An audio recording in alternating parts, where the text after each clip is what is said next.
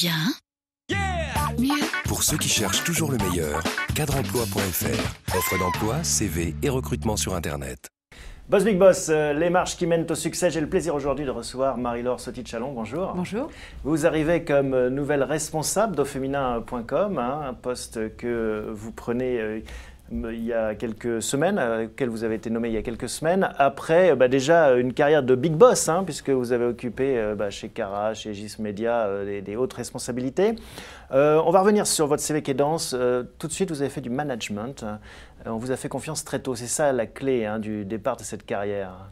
Oui, c'est joli la confiance parce que ça donne une responsabilité. Donc ensuite, ça génère toute une série d'énergie à l'intérieur de soi. Donc oui, je crois que c'est la confiance qui a été le... Et alors la clé du management pour vous, c'est quoi en fait? Être un bon manager? Être un bon manager, c'est écouter.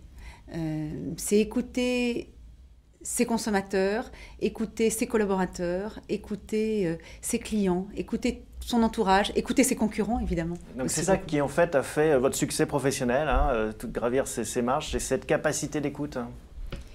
J'espère, oui, j'espère que c'est ça. Il y a évidemment plein d'autres choses, plein d'autres facteurs. Vous aimez le dialogue aussi. Vous m'avez dit, moi je suis allé dans les médias, ce qui m'excitait, c'était notamment dans les quotidiens au départ, puisque vous avez vu tout un tas de médias, c'est cette capacité à dialoguer. Oui, ce qui m'intéresse le plus dans les médias, c'est la capacité à dialoguer et l'instantanéité. Donc les quotidiens, la télévision, l'Internet. Ouais, vraiment quelque chose de très excitant. On a un message posté toutes les 4 secondes, donc on voit bien qu'il y a un désir de dialogue très très fort. À nous de le saisir. Quand on regarde votre carrière, on se dit finalement vous avez été des deux côtés de la barrière de la publicité, à la fois en tant qu'acheteuse et puis vendeuse d'espace. Et vous m'avez dit non, c'est pas ça. Moi, la clé, c'est plutôt l'évolution, suivre l'évolution des médias, passer des médias traditionnels, papier, et puis vers l'évolution électronique. Oui, mais c'est juste vivre avec son temps aussi, c'est-à-dire que essayer de chercher le média qui provoque le plus d'addiction, qui provoque le plus de passion. Vous avez besoin de cette adrénaline? C'était justement ce petit picotement là quand on vous a proposé le poste? Je ne sais pas si c'est de l'adrénaline ou un picotement, mais c'est le sentiment que cette mission-là va être passionnante. D'autant plus que ce qui a changé entre les médias d'avant et les médias d'aujourd'hui, c'est que les médias d'aujourd'hui sont internationaux. Donc on a une possibilité d'extension beaucoup plus forte que sur son territoire. On est venu vous chercher pour ce poste. Vous étiez déjà d'un poste de haute responsabilité chez Aegis. C'était compliqué de se dire je quitte ça pour ce nouveau défi?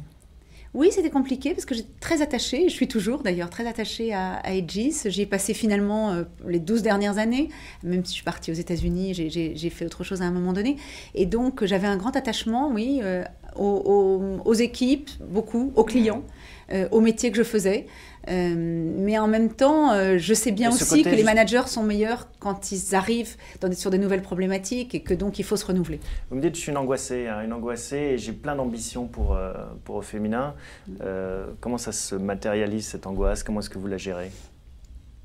Je pense que c'est le revers de la confiance qu'on me fait, c'est-à-dire que puisqu'on place beaucoup de confiance en moi, j'ai eu cette chance-là, la barre est haute, et donc la moindre des choses, c'est de se donner tous les moyens. Et donc oui, ça génère énormément de longues heures.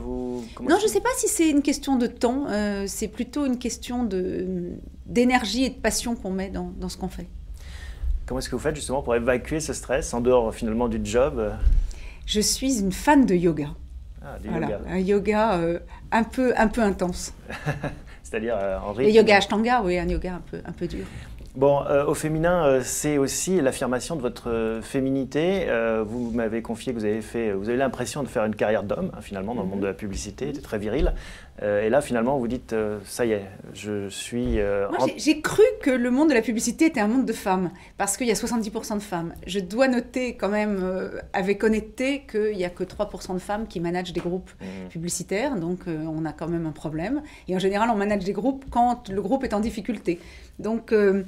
je vois bien qu'il existe un certain nombre de barrières et en m'occupant exclusivement maintenant du sujet des femmes, oui, je règle ce sujet-là une fois de plus parce que j'ai envie de faire avancer les choses.